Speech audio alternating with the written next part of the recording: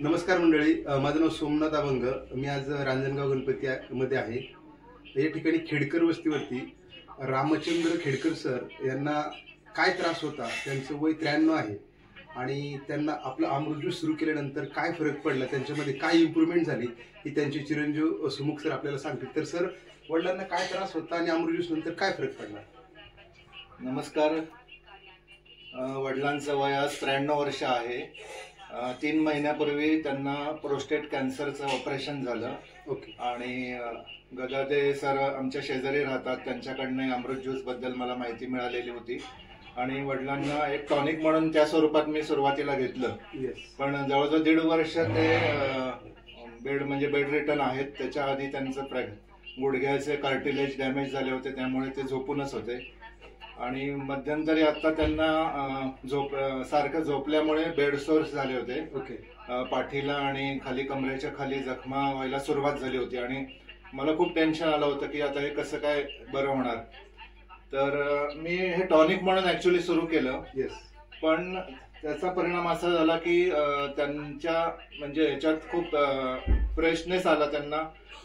जे अगदी अशक्तपणा आला तोही गेला आणि पूर्ण त्यांचे जे जखमा होत्या त्या पूर्णपणे बऱ्या झाल्या. आणि त्यांना युरिनसाठी कंटिन्यू गोळी होती. युरिन आणि स्टूल म्हणजे संडास होण्यासाठी ते सिरप द्यावं लागायचं. तर युरिन आणि संडास आता त्यांना नॅचरली होते. त्या गोळ्या पण त्यांच्या आता औषधं ती बंद झालेली आहेत. एवढं छान रिझल्ट झालेला आहे याचा. मी सगळ्यांना रेकमेंड करेल की हे तुम्ही अवश्य अवश्य अवश्य घ्या. ज्यांना काही त्रास होत नसेल त्यांनी घेतलं तरी ते निरोगी राहतील. म्हणजे खूप सुंदर याचा रिझल्ट आहे. Yes, thank you so much sir. तर म्हणजे आपण पाहू शकतो, तुम्ही आता अण्णांना पण पहा, वय वर्ष 93 आहे. ऑलरेडी ते 1.5 वर्ष बेडवरती आहेत. त्यांना खूप सारे त्रास होते.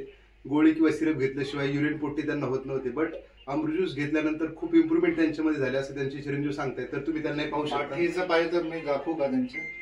येस, शक्य असेल तर दाखवा. अण्णा तर आपण पाहू शकतो पाठीच्या त्यांच्या जखमा बऱ्या होत नव्हत्या. अमृत ज्यूस घेतल्यानंतर त्यात इम्प्रूव्हमेंट झाली.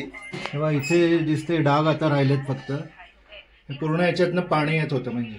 आणि खाली पण होतं, कमरेच्या खाली पण ते मोठं होतं अजून. ते पण पूर्ण क्लिअर झालेलं आहे. Yes yes. तर मंडळी, हे अमृत ज्यूस म्हणजे खरंच साक्षात अमृत आहे. 93 वर्षाच्या आजोबांना सुद्धा याने रिझल्ट येतोय.